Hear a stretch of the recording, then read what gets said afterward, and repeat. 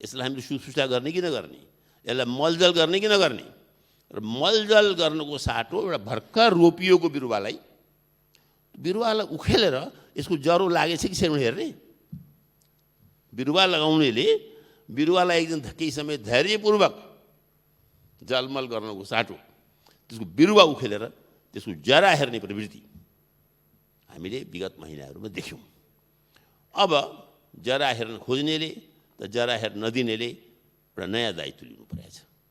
यो संविधानको रक्षा हामी गर्छौँ गर्दैनौँ।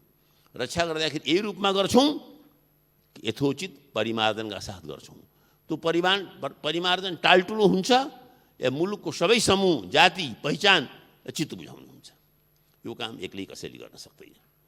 चाहेर पनि प्रधानमन्त्रीले एक्लै गर्न सक्नुहुन्न, प्रतिपक्षका नेता र प्रतिपक्षका दलले पनि चाहेर एक्लै गर्न सक्दैन। संविधानको पहिलो परिभाषा के हो भने संविधान मूलतः सहमतिको दस्तावेज हो। यी मेरा शब्द होइनन्। विश्वको इतिहासमा सबभन्दा लोकप्रिय रहेको, सबभन्दा चिरञ्जीवी रहेको अमेरिकन संविधान, सबभन्दा सानो र चुस्त रहेको अमेरिकन संविधानमा त्यस संविधानका मसौदाकारले लेखे। यहाँ मलाई चित्त नबुझेको कुरा धेरै छ, तर मेरो चित्त वर्षौनी बदलिरहेको छ। कुनै समय राजतन्त्रको सपोर्टर थिएँ, आज राजतन्त्रको विरोधी छु। त्यो बेलायती राजतन्त्र कुरा हुँदैछ, भोलि मेरो पनि विचार बदलिएला। त्यस पास चाहिँ आज म सहमतिका आधारमा गर्छु।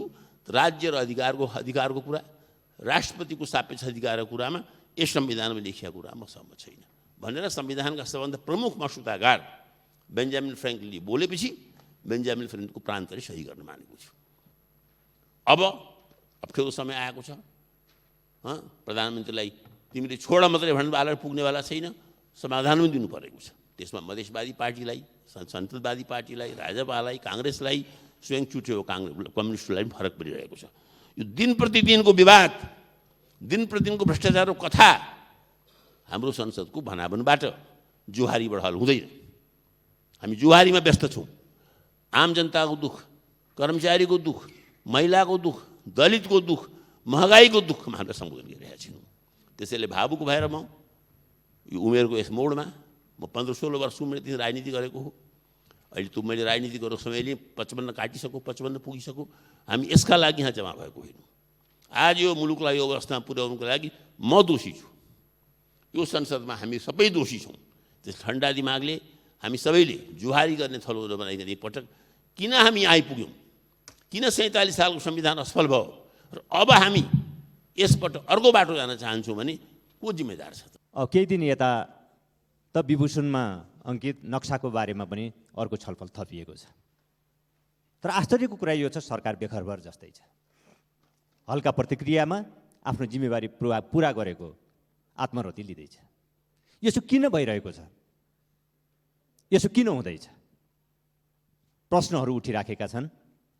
सरकार अध्यादेशको भरमा राज्य सञ्चालन गर्ने, बालुवाटारबाट प्रतिक्रियाहरू दिएर आफ्नो जिम्मेवारी पुरा गर्ने कुरामै रमाइराखेको त छैन, या संसदको अस्तित्वलाई अझै स्वीकार गर्न गाह्रो परिराखेको छ? प्रश्नहरू योभन्दा पनि अगाडि बढेर उठिराखेका छन्। सरकार संसदलाई एउटा सोपिस बनाएर मुलुकलाई अर्कै प्रणालीमा, अर्कै विधिमा सञ्चालन गर्न त खोजिरहेको छैन। यी र यस्तै प्रश्नहरू अझ गम्भीर बन्दै गइराखेका छन्, गम्भीर रूपमा उठिराखेका छन्। विषयहरू यसरी उठिराखेका छन्। यहाँ समस्याको सुरुवात कहाँबाट भयो अब यो बताइराख्नु पर्ने छैन। 5 वर्षको निम्ति बहुमतको जनादेश सहित बनेको सरकारले जब संसदलाई असंवैधानिक ढङ्गले विघटन गर्ने एउटा दुष्प्रयास गर्यो, समस्या त्यहीँबाट सुरु भयो। मुलुकलाई प्रतिगमनको बाटोमा हिँडाउने कोसिस भयो, समस्या त्यहीँबाट सुरु भयो। तर बडो अचम्म लाग्छ, सरकारका केही मन्त्रीज्यूहरू, केही मान्यज्यूहरू प्रतिगमन के हो भनेर प्रश्न गर्दै हुनुहुन्छ। मलाई लाग्छ, मलाई विश्वास छ यहाँहरूले त्यो नबुझेर त्यो प्रश्न गरिराख्नु भएको छ जस्तो लाग्दैन। हामीले 2072 सालको संविधान बनायौँ। 72 सालमा यी संविधान सभाबाट परम्परागत संसदीय प्रजातन्त्रका केही मूल्यहरू, समावेशी लोकतन्त्रका केही मूल्यहरू, समाजवादी लोकतन्त्रका मूल्यहरू समेतलाई समायोजन र एकीकृत गरेर एउटा नौलो र अलि मौलिक प्रकृतिको लोकतान्त्रिक प्रणालीलाई हामीले स्थापित गर्यौँ। अब यो बताइराख्नु पर्ने छैन हामीले अभ्यास गरिराखेको प्रणाली परम्परागत संसदीय प्रणाली हो होइन भनेर। अदालतले पनि यो कुरालाई व्याख्या गरिदिइसक्यो। परम्परागत संसदीय प्रणालीभन्दा फरक गर्ने, यो प्रणालीलाई फरक गर्ने अनेकन विषयहरूमध्येको एउटा विषय थियो प्रधानमन्त्रीको लहरमा प्रधानमन्त्रीले चाहने बित्तिकै संसदको हत्या हुन सक्दैन, संसद भङ्ग हुन सक्दैन। यो परम्परागत संसदीय प्रणालीको मान्यतामा गरिएको परिमार्जन थियो। तर प्रधानमन्त्रीजीले यही मूल्यमाथि हमला गर्नुभयो र परम्परागत संसदीय मान्यतालाई पुनर्स्थापित गर्ने कोसिस गर्नुभयो। यही हो प्रतिगमन।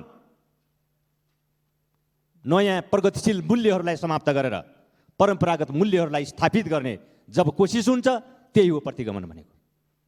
संविधानका मूल्यहरूमाथि, संविधानका प्रगतिशील मान्यताहरूमाथि जब हमला हुन्छ, प्रतिगमन त्यही सुरु हुन्छ। संवैधानिक आयोगहरूको नियुक्ति कुन प्रक्रियामा भयो? संविधानको भावना अनुरूप भइराखेको छ? सबै स्पष्ट छ। के यो लोकतान्त्रिक मान्यता हो? त्यो अग्रगामी मान्यता हो? आज संसदको अवस्था यो छ, संसदले कुनै रचनात्मक काम गर्न पाइराखेको छैन। सरकारमा तत्परता चाहिँदैन, जवाबदेहिता चाहिँदैन, पहलकदमी चाहिँदैन। संसदमा यो पठाइदिएको छ, किन भएन भनेर पुग्छ, जिम्मेवारी पुरा हुन्छ।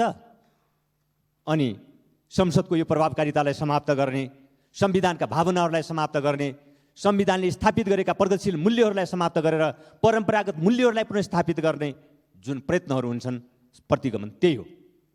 अब प्रतिगमन के हो यो सोधिराख्नु पर्दैन। कुर्सी यहाँ त प्रतिगमनका यी विषयहरू उठिराख्दा यो कुर्सी नपाएर प्रतिगमनका कुरा गरिराखेका छन् भनेर अत्यन्त गैर जिम्मेवार र हल्का टिप्पणीहरू गर्ने गइरहेको छ। प्रतिगामी कदम भयो भने मन्त्रीहरूले राजीनामा दिए। कुनै बेला सरकारले गरेको निर्णय लागू हुन सकेन भनेर सरकार प्रमुखहरूले राजीनामा दिए। राजनीतिक दलहरूसँग सहमति भएका विषयहरूको सहमतिको पालन गर्दै सरकार प्रमुखबाट बाहिरिए। अनि ती पदलोलुप अदालतले यत्रो निर्णय गर्यो, सरकारको निर्णयमाथि यत्रो प्रश्न उठायो, अनि त्यसको जिम्मेवारी लिने छेकछन्द कहीँ पनि देखिँदैन। अब उहाँहरू बडो लोकतन्त्रवादी। यो आठौँ आश्चर्य हो। योभन्दा आश्चर्यको विषय अर्को के हुन सक्छ? सभामुख महोदय, त्यसै गरी अहिले अर्को एउटा विषय पनि उठिराखेको छ। यहाँ साथीहरू कुरा गरिराख्नु भएको छ, सरकारको समर्थन हाम्रो दलले कायम राखिराखेको छ। यो किन गरिराखेको होला?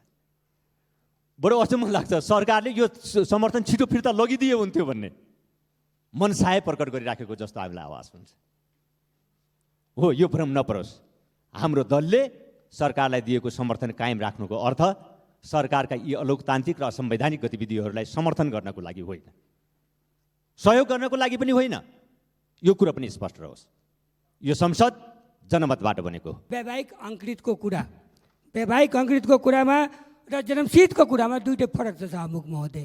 संविधान तह र संविधान बमोजिम, संविधानमा लेखेको बमोजिम राज्य व्यवस्था समितिले जन्मसिद्धका सन्तानलाई नागरिकता दिने भने प्रावधान ल्याएको छ, जुन स्वागत योग्य छ। तर संविधान विपरीत वैवाहिक अङ्कृतलाई चाहिँ 7 वर्ष प्रावधान राखेको छ सभामुख महोदय, जुन आफैमा एउटा विरोधाभास छ सभामुख महोदय। किनभने अब जुन प्रावधान 70 वर्षदेखि नेपालमा चाहे भारतीय चेली होस्, चाहे विदेशका चेलीबेटी होस्, जो नेपाली नागरिकसँग विवाह गर्छ भने त्यसले आफ्नो देशको नागरिकता छोड्यो भने त्यसलाई सहज रूपमा वैवाहिक अङ्कृत नागरिकता चाहिँ पाउँथ्यो।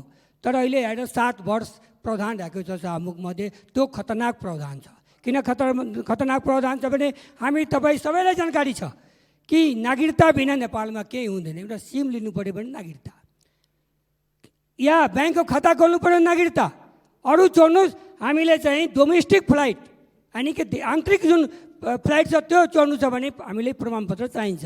तर त्यो 7 वर्ष त महिलालाई कहाँबाट त्यो प्रमाणपत्र दिने? भोलि उसको श्रीमान कुनै दुर्घटनामा बित्यो भने त्यसको प्रमाण कहाँबाट त्यसले पेस गर्ने? धेरै कुराहरू छन्। यहाँ शङ्का गरिएको छ हाम्रा जुन भारतीय नारीहरू नेपालमा बिहा गर्छ कहीँ राष्ट्रघात नगरोस्। कुन चाहिँ हाम्रा भारतीय चेली नेपालमा बिहा गरेर राष्ट्रघात गरेका छन्? कोही बताउन सक्छन्?